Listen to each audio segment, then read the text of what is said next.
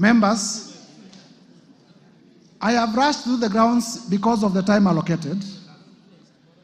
I have endeavored to provide evidence that all the 11 grounds that are proposed for the impeachment of His Excellency Rigathi Gachagua are merited, and there is enough evidence. The work of this chamber is to examine whether prima facie there is a case. The trial chamber is the Senate. And therefore, I want to plead with members of this House. It doesn't matter whether you signed the motion or you did not sign the motion. I have endeavored to persuade each one of you individually that this country requires a serious leadership. And His Excellency Rigathi Gachagua is not part of that serious leadership. I have endeavored to persuade each one of you that this country requires leaders who can respect the rule of law. This country requires leaders who can respect the Constitution. And His Excellency Rigathi Gachagua is not one of them. And therefore, I take this time to implore on each one of you, besides our political persuasions, to realize that we want the best for our country. This is the country that we shall bequeath to our children. And if the country is destroyed by reckless leaders like His Excellency Rigathi Gachagua, there will be nothing to bequeath our future generations. And therefore, persuade each one of you, please vote with your conscience, put Kenya first above your politics when you come to vote. Lastly, Mr. Speaker, members of Parliament, if you listen carefully to His Excellency Rigathi Gachagua, and I did say at the time of giving my notice of motion, I have nothing against him as a person. But I was perturbed yesterday because His Excellency Rigathi Gachagua did insult members of Parliament. He insulted the intelligence of members of Parliament. Yes. There are members here who are senior lawyers. There are members here who are senior accountants. There are members here who are teachers. There are members here who are accountants. There are members, all of us are respected in our societies. The people of Kenya have elected us to exercise a constitutional mandate in this country. But His Excellency Rigathi Gachagua did say that most of the members of Parliament signed the motion without reading it. That is an insult to your intelligence.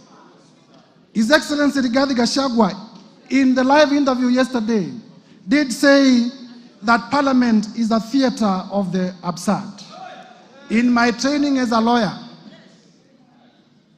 he who insults the jury, he who insults the jury deserves no mercy from the jury.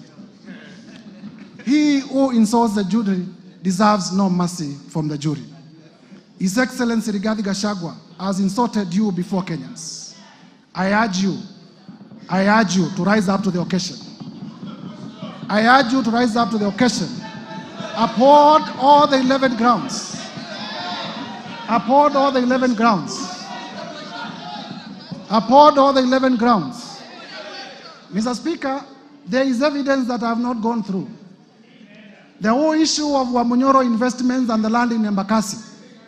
I have evidence in my bundle of documents that His Excellency Rigathi Gachagua used his office as the Deputy President, called junior officers at the Ministry of Lands, forced them to forge documents to the effect that Wamunyoro Investment had bought the land in Embakasi long even before it had been registered as a company. That land, Mr. Speaker, belongs to a sickly civil servant. It belongs to a father, it belongs to a mother. Mr. Speaker, we must have a Deputy President who is compassionate. I watched the Deputy President yesterday on television, displaying impunity and arrogance. He told Kenya, yes, I have said Kenya is a company, Mutadu. He has said that Kenya is a company. Unapologetically, he has said Kenya is a company. Is this the kind of a person you would want to be your Deputy President? Members of Parliament, I do not want to imagine that anything can happen to the sitting president. I do not want to imagine. But it is also a factual reality that something can happen to the president who is in power today. If anything, and God forbid, happens to the president who is in power today, is this the man you would want to complete the term as president?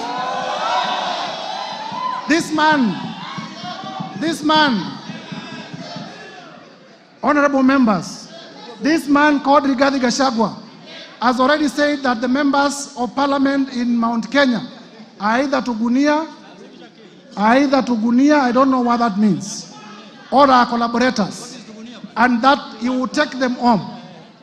He has already said that where I come from, we deserve no development in Ukambani. He has said that the people of Nyanza deserve no development.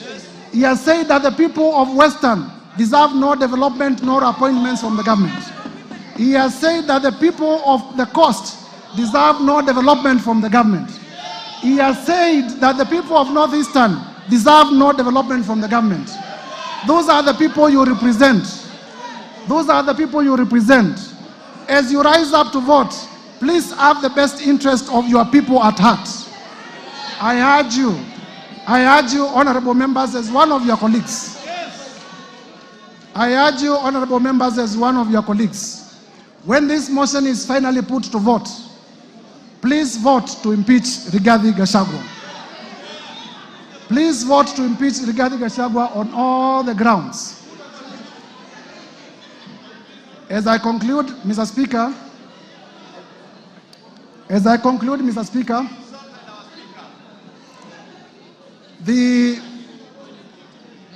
I am confident that colleague members of parliament